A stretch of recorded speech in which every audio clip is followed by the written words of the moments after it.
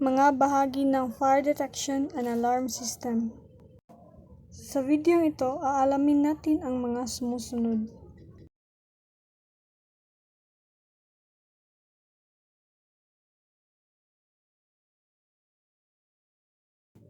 Una, smoke detector.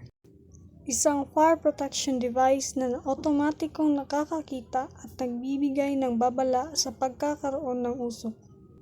Mayroong tatlong uri ng smoke detectors. Una ay photoelectric detector. Ang mga particle ng usok ay nagbabago sa dami ng liwanag na umaabot sa sensor na nagiging sanhi ng tunog ng alarma. Pangalawa, ionization detectors. Sinusubaybayan ng mga smoke alarm o ions o mga particle na may kuryente. Tutunog ang alarma kapag ang pagbabago sa electrical na balanse ay umabot sa preset na antas. Pangatlo ay dual sensor detectors. Ito ay kombinasyon ng dalawang nasabing sensors. Pangalawang bahagi, heat detector, ay isang fire alarm device na idinisenyo upang mag-respond kapag unconvected thermal energy ng isang apoy ay nagpapataas ng temperatura ng isang heat-sensitive element. Dalawang uri ng heat detector, fixed temperature at rate of rise.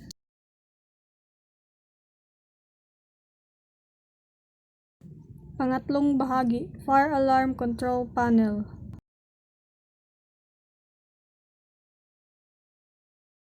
Ay ang nagkokontrol na bahagi ng isang fire alarm system.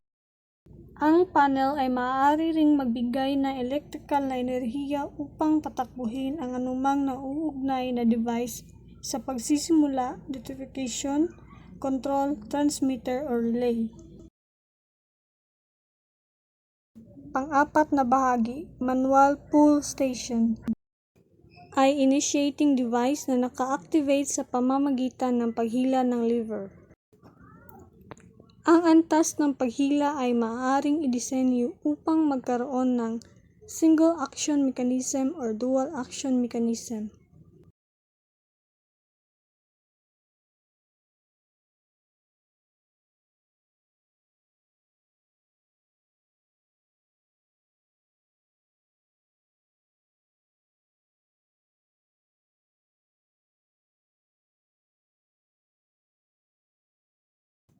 Ang manual system ay karaniwang nangangailangan ng isang tao na pisikal na i-activate ang alarm.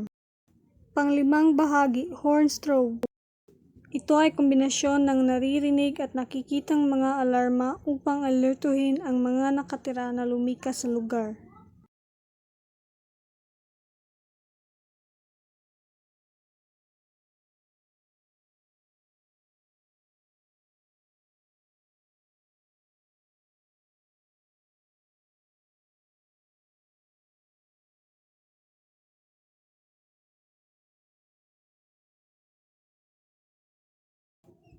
Pang-anim na bahagi, addressable system, ay isa sa kung saan ang lahat ng fire at smoke detection device sa isang system ay konektado. Nakikipag-ugnayan sa isa't isa at sa isang central control monitoring location. Ang interconnectivity na ito ay nag-a-allow sa mga control personnel para tukuyin ang lokasyon o i-address kung saan naganap ang paunang deteksyon. Pang-pitong bahagi, conventional system.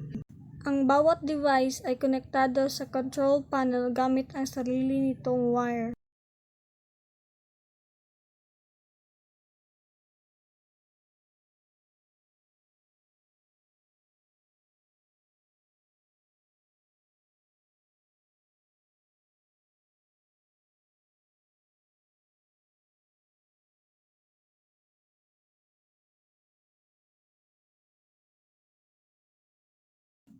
Ang addressable system at conventional system.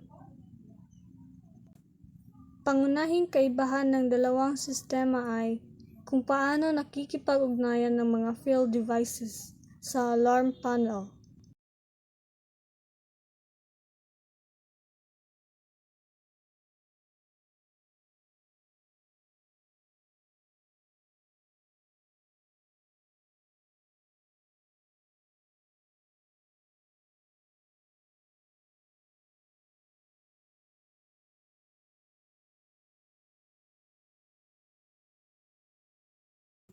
Ngayon, ipapakita ko kung anong system ang gagamitin ko sa floor plan ng bahay.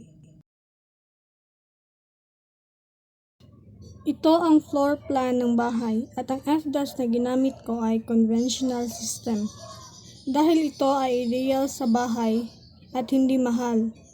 At dahil ang bawat device ay konektado sa control panel sa sarili nitong wire, na sakaling may alarma, may call point na mapipindot at para na rin ma-alerto ang mga tao sa bahay at iwas sunog. Ito ang floor plan ng bahay. Conventional system ay ang bawat device ay konektado sa control panel. So makikita nyo, dito ang main DB. Nilagyan ko ng arrow kasi hindi makikita dito pag ni-drawing siya. Kaya dito, ito yung control panel. Dito ang main DB. Ito ang zone 1. Dito. Zone 2. Dito sa sala or dining. Zone 3 dito naman sa second floor sa mga bedroom. Zone 4 dito sa second floor dito sa may sala kung saan konektado din siya sa bedroom. Sa bawat zone, mayroong manual call point. Pagkatapos ay heat detector at ang end of line niya na resistor. Habang dito sa second floor, ang nilagay ko ay smoke detector. Kasi pag tulog, hindi mapapansin pag heat detector lang, kailangan na nito ng low at high na temperatura. Ang manual call point naman ay isang device na nagbibigay daan sa mga personnel na magtaas ng alarma sakaling magkaroon ng insidente ng sunog sa pamamagitan ng pagpindot sa fungible na elemento upang i-activate ang alarm system. Dito. So, for example, merong alarm at nipindot ito dito. Sa pagpindot dito, ma-alarma ang mga tao. So dahil konektado siya dito, ang mangyayari, merong sounder at fire bell. At ito ang magiging dahilan para ma-alerto ang mga tao sa bahay at iwas ang sunog.